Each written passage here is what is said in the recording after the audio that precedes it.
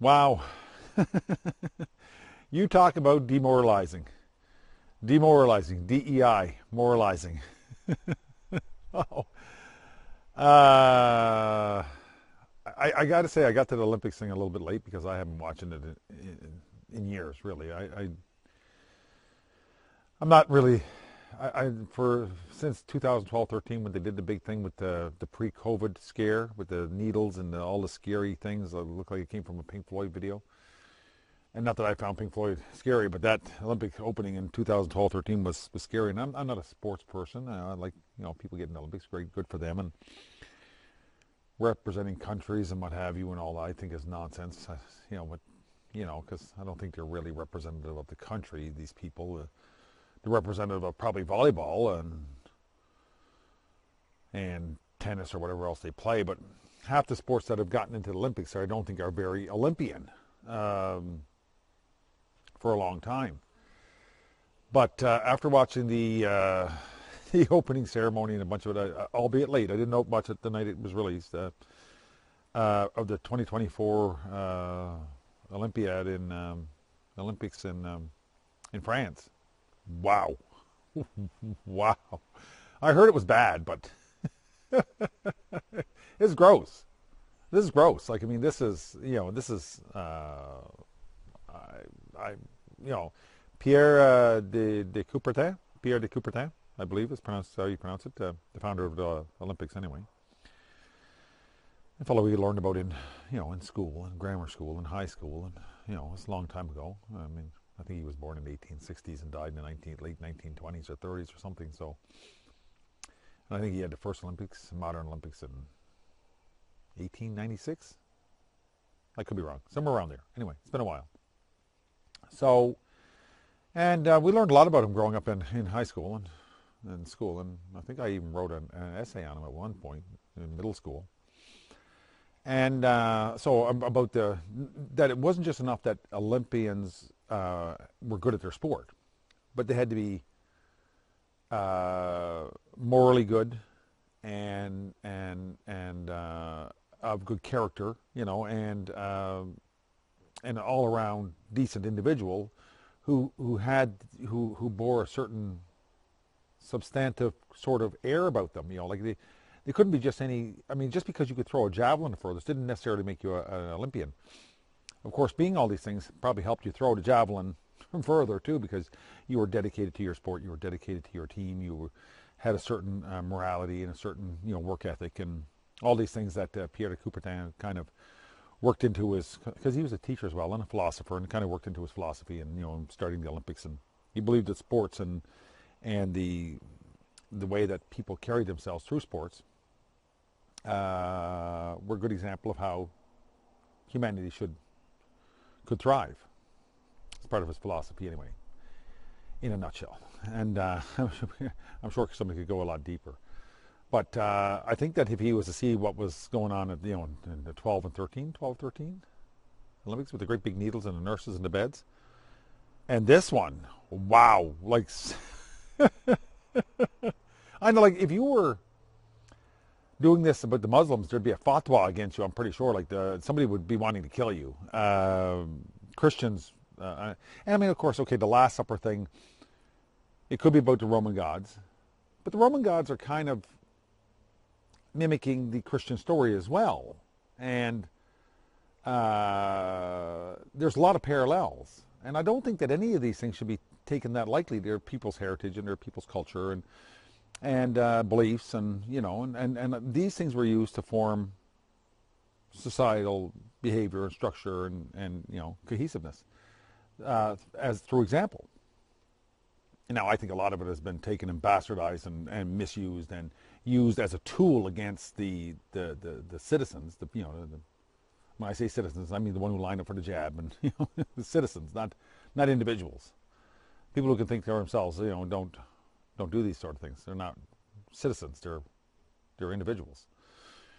But wow, like this is and I just did a video on DEI or DIE, DEI or DIE, and I'd heard about it, but I hadn't watched any of the Olympics, and so I didn't want to speak about it until I, become a little bit more informed.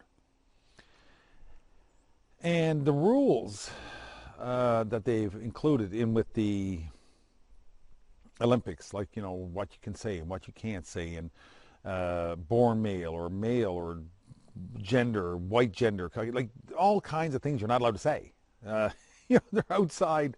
They're considered rude or inappropriate or misconduct for the journalists and for the players and Olympians to use certain terms. And they're ridiculous. They're absolutely ridiculous. And on top of that, they have males who are obviously males. They're not even trying to pretend that they're women, boxing against women. Well, this is not fair. There's very few women that are going to win a boxing match against a same size or even a smaller male. And this has been tried time and time again. World-class women boxers have had their lights put out by amateur novice male boxers. Like, it's not the same. Vanessa Williams, said, I'm not playing tennis against any man. They'll kill me. Like, they're faster, harder, stronger. It's a different game. It's a different game. Are you kidding me? Because for me, tennis and men's tennis and women's tennis are completely almost two separate sports. So I'm like, if I were to play Andy Murray, I would lose 6-0, 6-0 in 5 to 6 minutes, maybe 10 minutes, because it's true. It's true. It's a completely different sport. The men are a lot faster, and they serve harder, they hit harder. It's just a different game, and I love to play women's tennis, and I only want to play girls because I don't want to be embarrassed. I would not do the tour. I wouldn't do Billie Jean any justice. So Andy, stop it. Yeah. I'm not gonna let you kill me.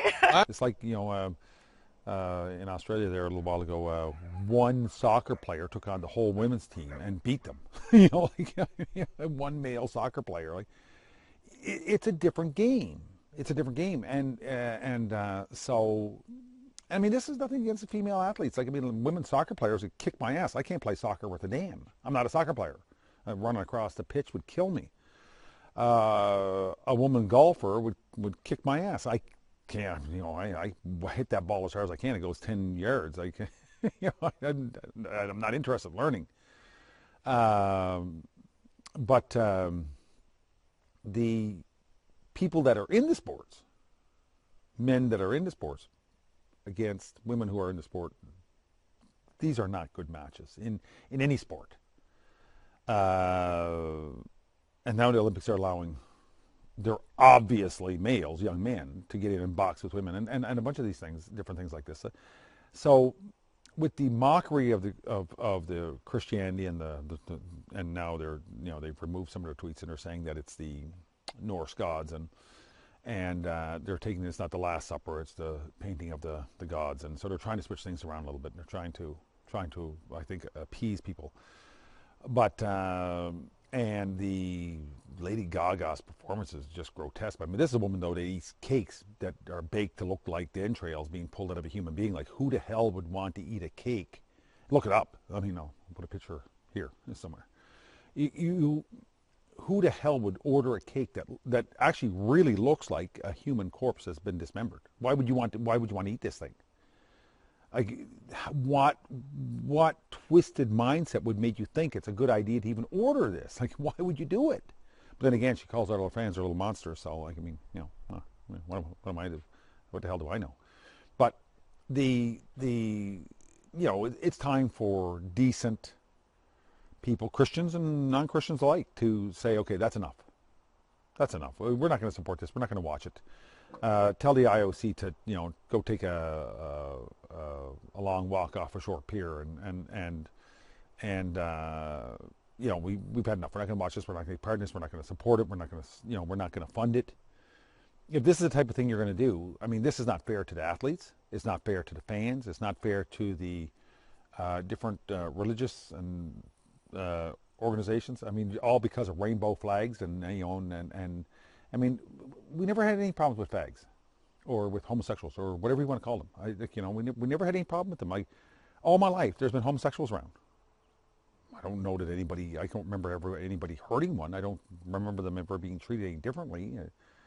I mean, well, I guess you kind of did treat them differently. We never ever boxed with them. We never played British Bulldog with them. They always kind of stood off to the side. But I mean, they were always around. They were always in the gang. We always spoke to them. We were always, included them in the groups.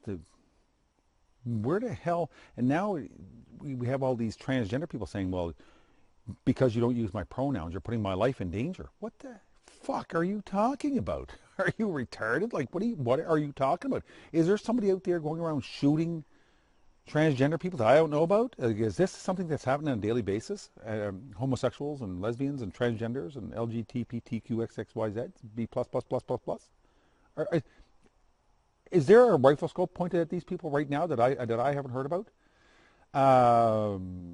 Most of the people I know are afraid to even talk to them. Never mind shoot at one. They don't want to deal with their bullshit. So you got your rainbow sidewalks, you got your rainbow flags, you got your Pride Month, you got your Pride parades, you got your the banks and the schools and the libraries and the government agencies. They're all backing you. You got what the hell more do you want? Now you got the Olympics backing you, just ruined. You got sports ruined. I mean, this is ruined. This is ruined. You're a bunch of backstabbing, lying, two-faced pedophiles, half of them, that are involved with this, that are pushing this stuff. And it's like that little transgender there now, that Mr. Beast, I forget his name. I'll put it here somewhere. They're finding out here now that he has a 25-year-old guy that's going around dating, and he's pushing the transgender and walking around. And he's going around dating and sleeping with 12 and 14-year-old boys.